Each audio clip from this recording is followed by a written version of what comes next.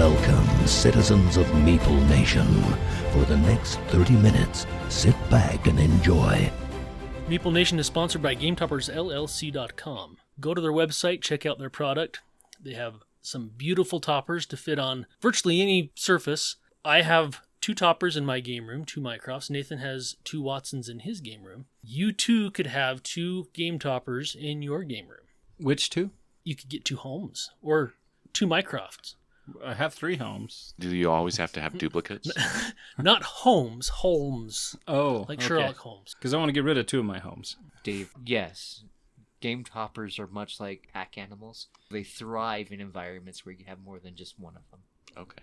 You know, I never thought of that, but yes, game toppers may be flock animals and do better in at least pairs. I have found that to be true. Even better when 3s. They have awesome accessories to go with your toppers. Beautiful mats, dice towers, dice trays, cup holders. That has been one of the most amazing accessories for my toppers, the cup holders. We use them every single game night. By far the most used accessory. Not just the most used accessory, but it's vital. It's the most used. The worst thing that can happen is having a drink spill on a game, as we have probably all experienced. And you never see so many grown adults move so quickly when something has spilled on the game table. Check out their website. You won't be disappointed in what you see. GameToppersLLC.com. They have wonderful stuff there. While you're checking out GameToppersLLC.com, jump on over to MeepleNation.com.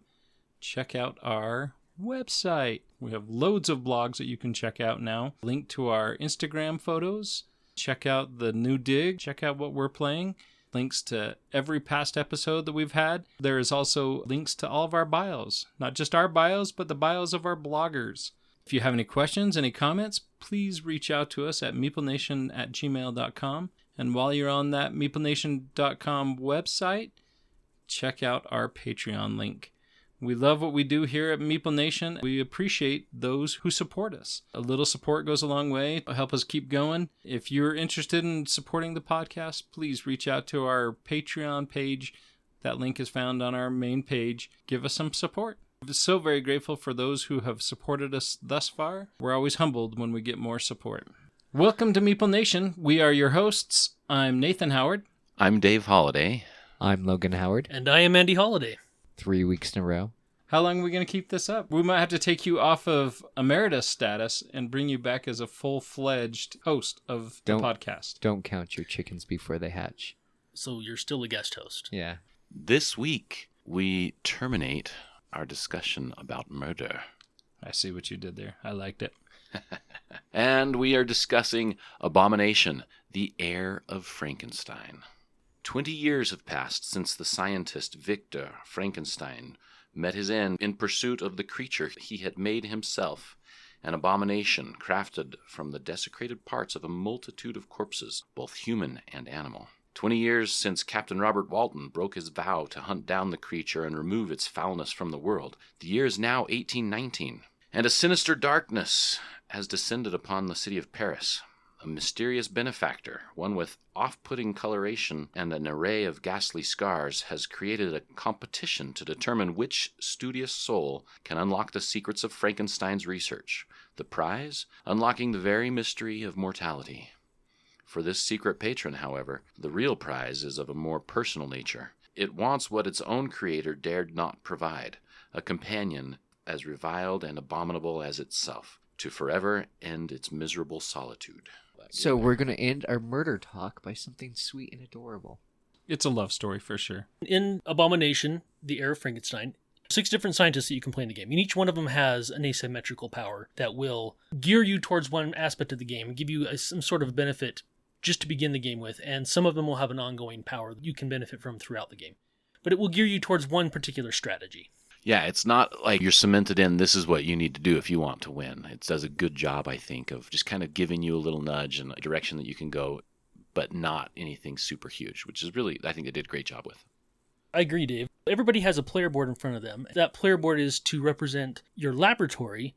Not only that, there are actually 3 dials on that board that represent the traits of your scientist. There's your humanity trait, your reputation, and your expertise.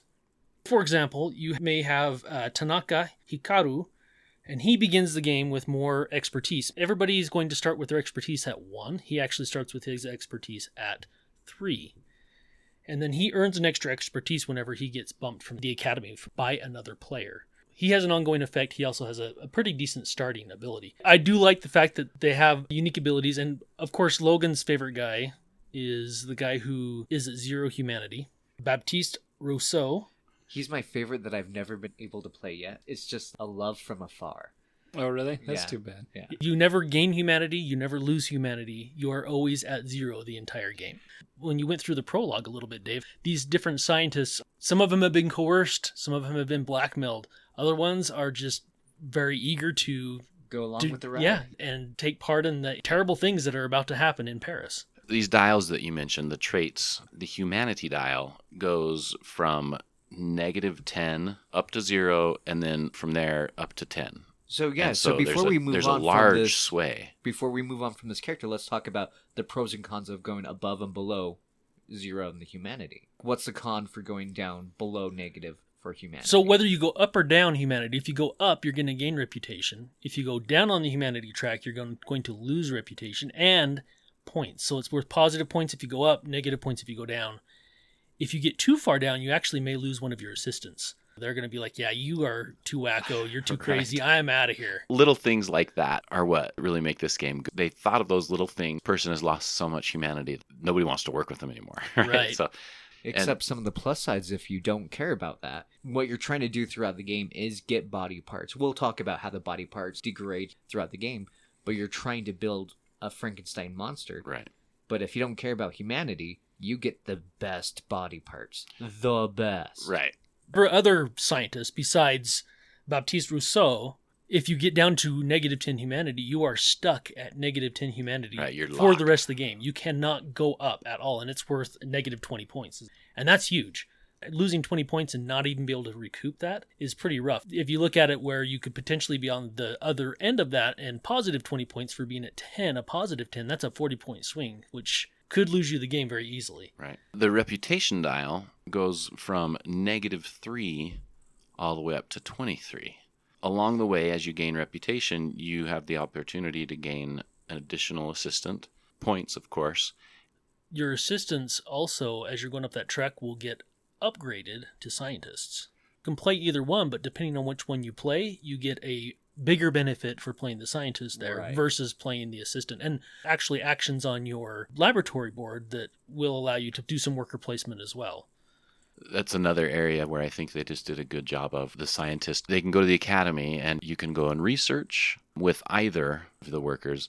But if you want to do advanced research, you have to have your scientist. Things like that, again, I think are just good. And then the guest lecturer, I think, was one of them as well that they can go and do. And like I say, thematically, just cool little things that they thought of, I think, make a difference in this game.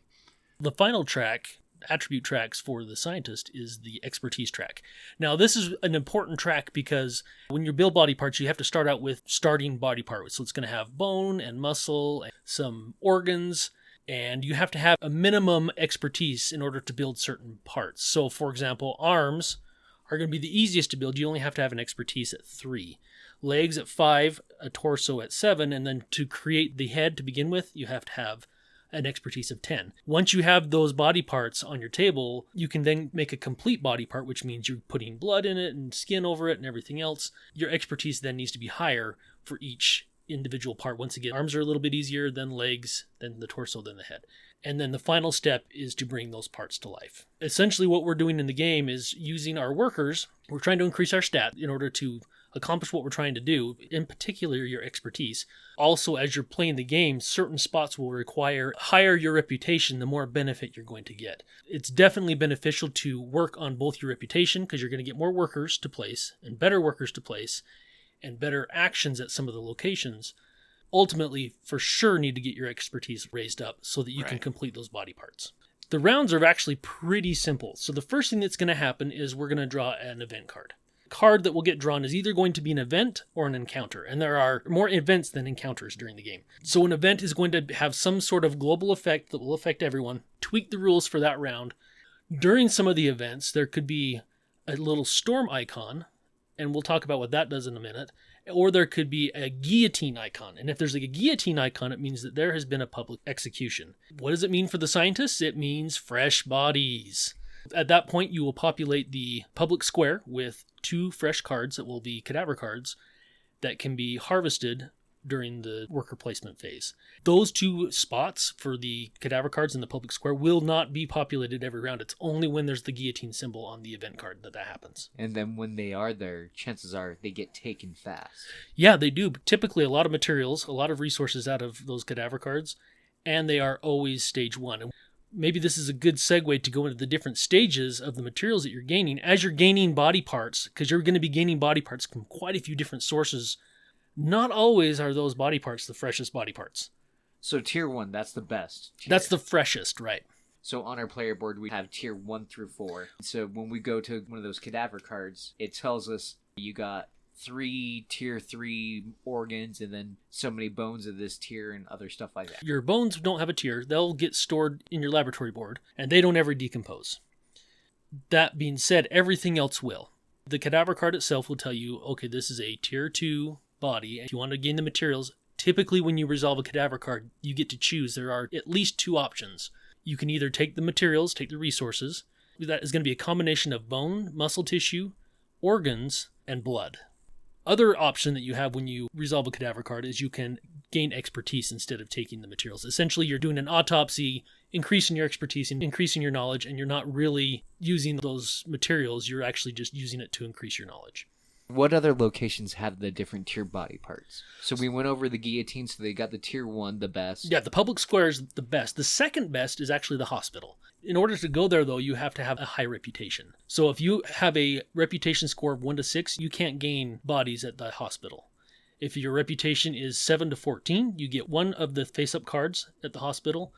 If it's 15 or more, you can either gain 1 card, or you can pay a franc to get 2 cards. And those are going to be tier 1 or tier 2. And then isn't there a cemetery location? There is. Actually, third best, the third freshest is actually going to be the morgue. I skipped a level, so there's the morgue. There's the morgue, and the morgue, you're going to pay a franc for going there. Take the top 2 cards, and then you resolve those cadaver cards. The issue with the morgue, and the same plays in with the cemetery, certain cards will lose you humanity if you choose to resolve that cadaver card. Whether you take the materials or whether you take the expertise, there could be a little broken heart symbol up in the corner. That's a cost for taking that card, and your humanity will go down by however many broken hearts are on any cards that show in the game. So what about the back alley? The back alley, if you've spent all of your time and you still can't find fresh body parts, you can do the ultimate thing and go to the back alley and you just commit murder. You don't actually commit it, though, right? Don't you, like, hire thugs or something to do it? Nope, this is where you actually commit the murder. Oh, There's a okay. spot where you can hire someone to commit the murder for you, and that's Okay. actually at the docks. Let's talk about the cemetery a little bit. The cemetery is where you're digging up bodies. You're going to find stage 3 and stage 4 body parts at the cemetery. You'll never find stage 1 or stage 2, but it is the best place to find bones. You don't typically get a lot of bones at the hospital or at the morgue. So if you need bones, the cemetery is your best bet. And kind of going back to the hospital, so the hospital, there's 2 other things you can do at the hospital besides just getting fresher bodies.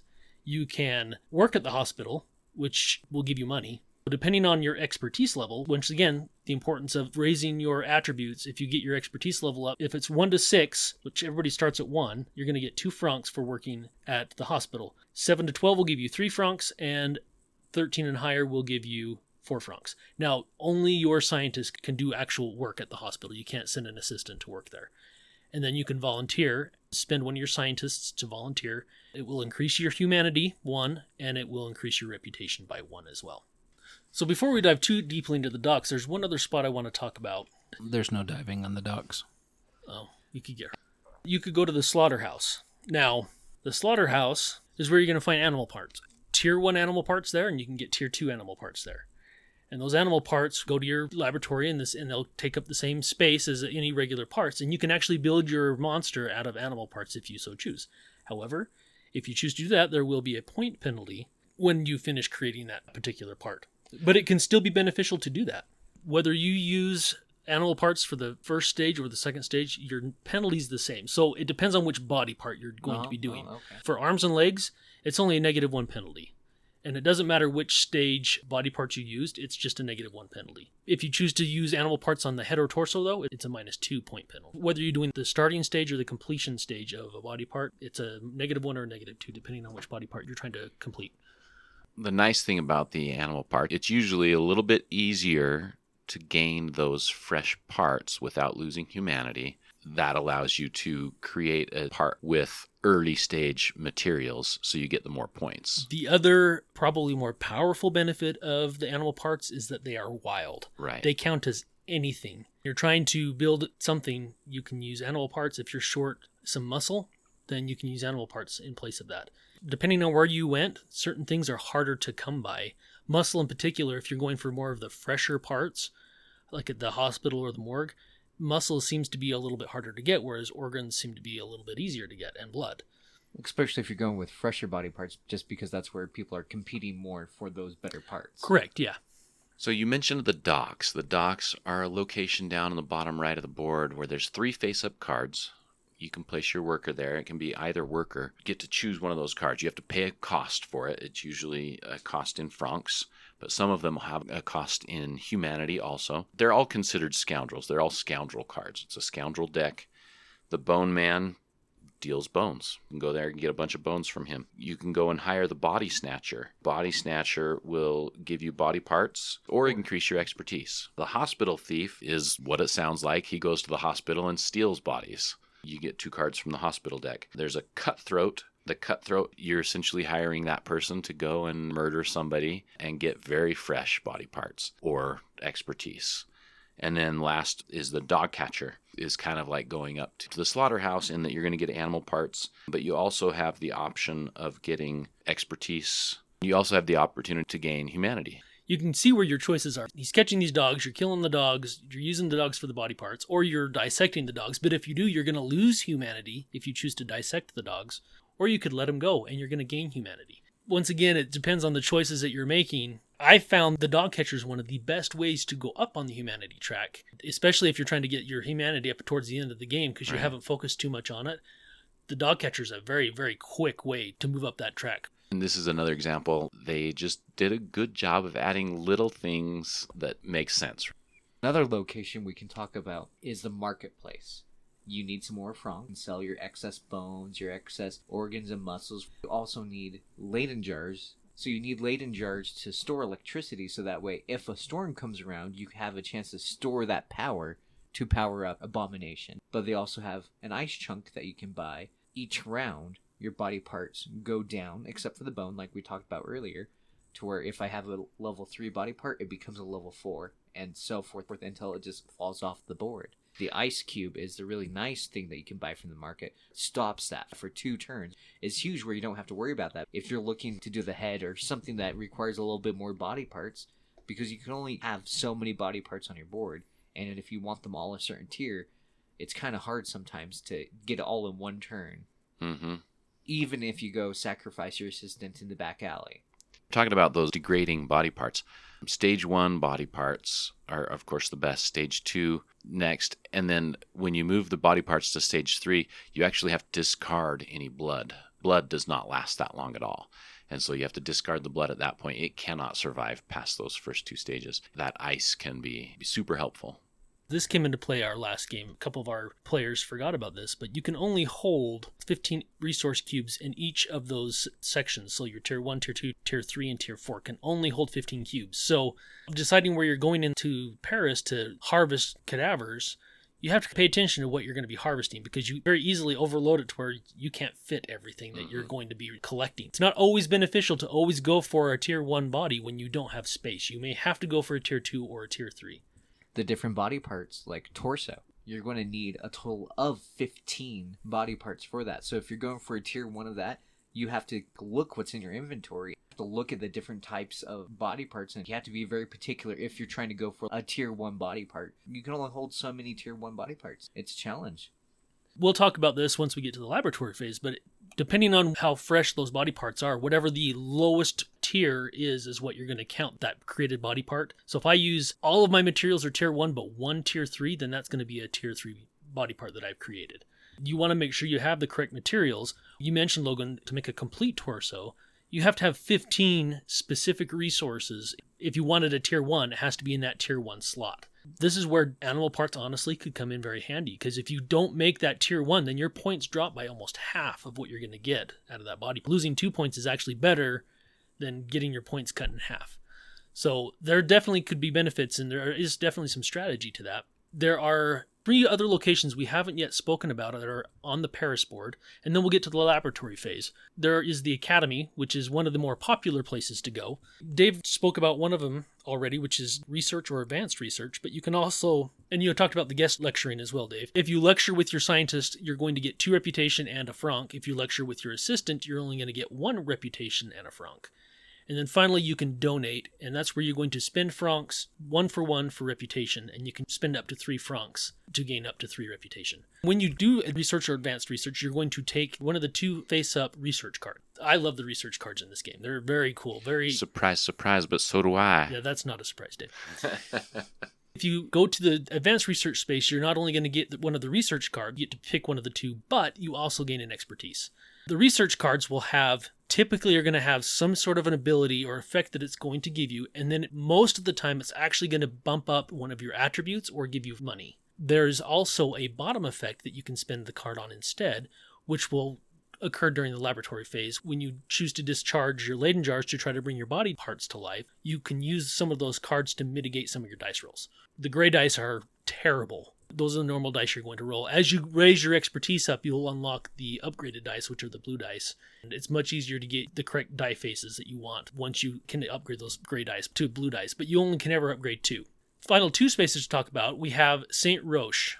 Saint Roche is one of the best ways to raise your humanity. There are 2 face-up cards. It's going to work similar to the Academy as far as the cards go.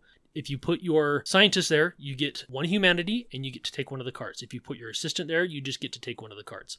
Every one of those cards is going to give you humanity. It will have some sort of effect, and it is going to give you humanity. One of the best ways to increase your humanity throughout the game. Some of them have really cool, powerful abilities. They do. And if you like playing cards that hurt the other players, that's typically where those cards are going to be found, because you're trying to stop the inhumanity that's happening throughout Paris. It can affect the game and can affect the other players in a negative way. One thing we didn't mention, Logan, is the Dark Alley. There are ramifications for going to the Dark Alley. Not if you play my favorite character. Well, there is still a little bit if you play your favorite character.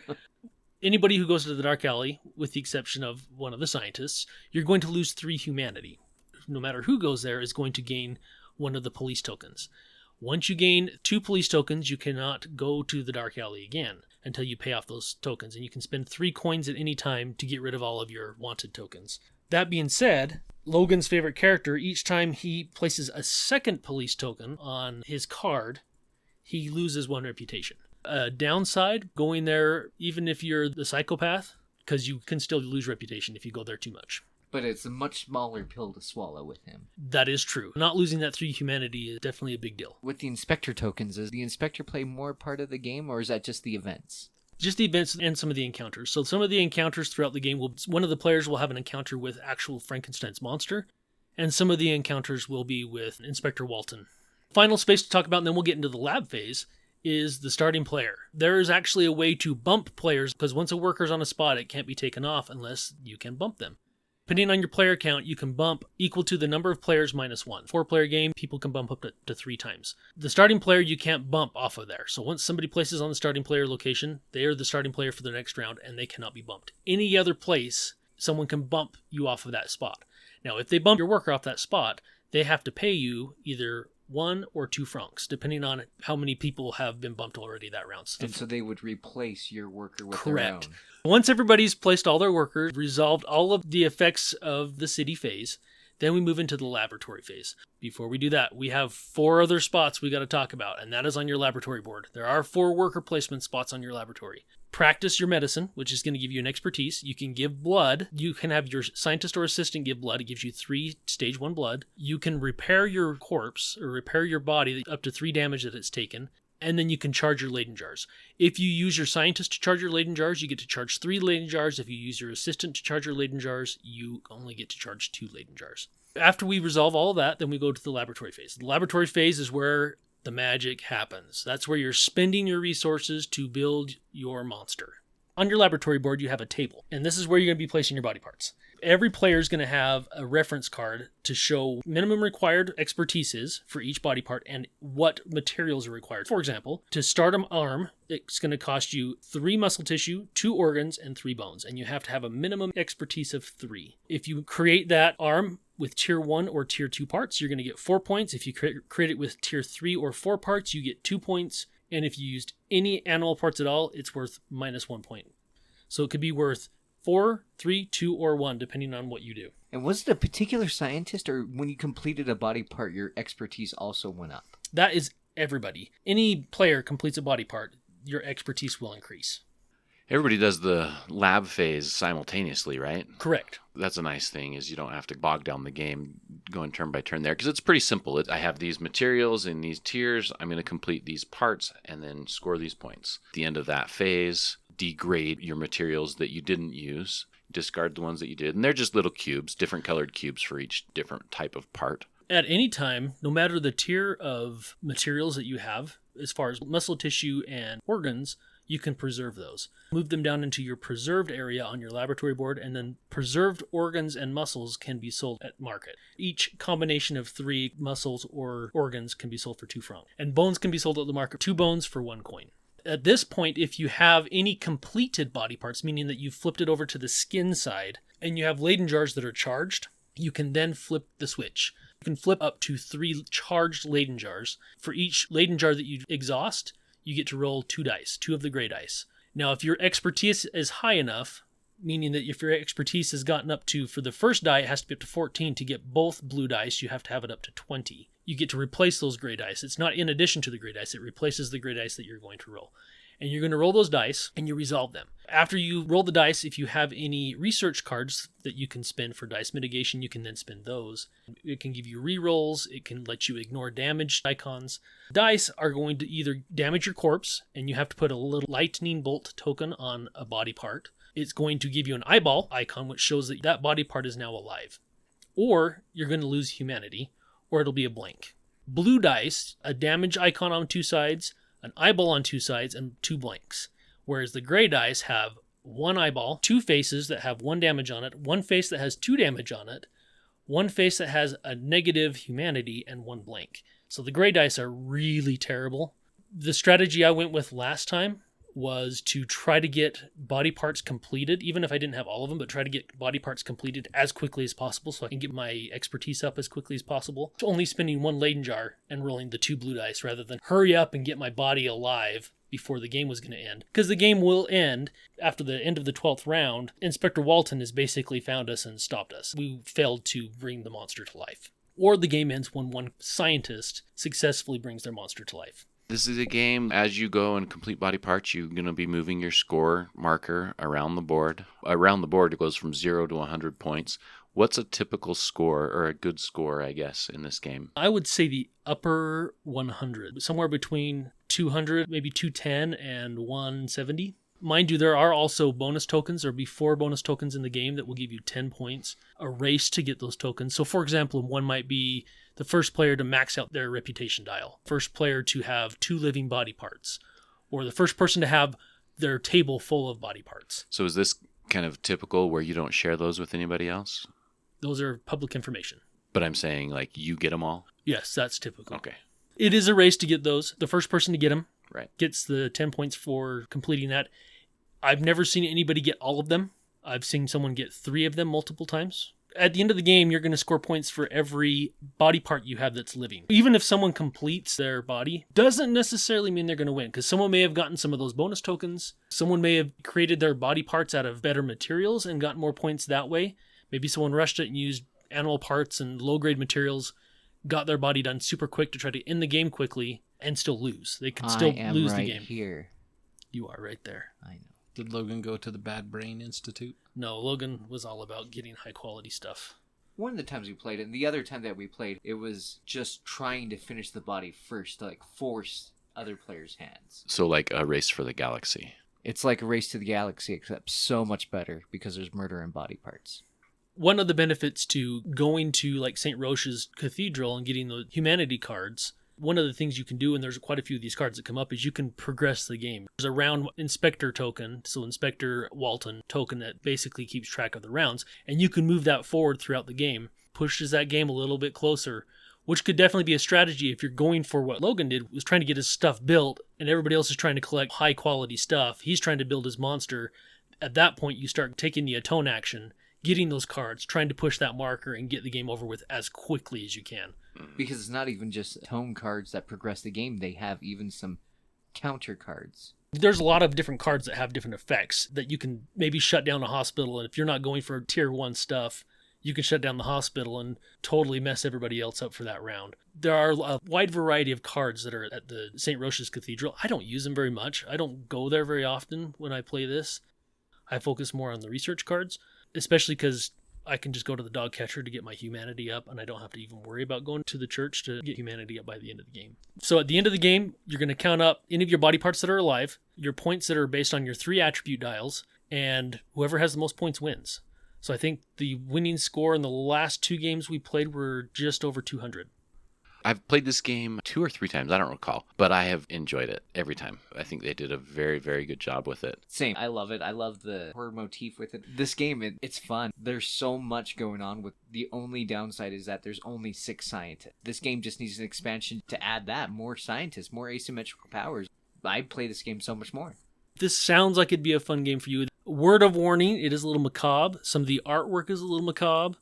So if you are sensitive to that, you may want to pass on this game. If it's something that you're okay with, the theme you're okay with, then it's definitely one that I've enjoyed personally and game groups have definitely enjoyed.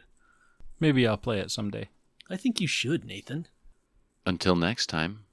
We'll see you flipping the switch on your laboratory table and seeing what you can bring back to life. As always, we want to thank you for listening. Check out our website. We have all sorts of cool things there. Love those blogs. Get a deeper look into the writing side of Meeple Nation. Join our Facebook group, Meeple Nation Off Air. I look forward to seeing you there. Follow us on Twitter at Meeple Nation. We also have Instagram. Under the same name. We also want to thank our sponsor, GameToppersLLC.com. We love their product, and they have so much goodness out there. And we also want to thank Braiding Detergent for our music.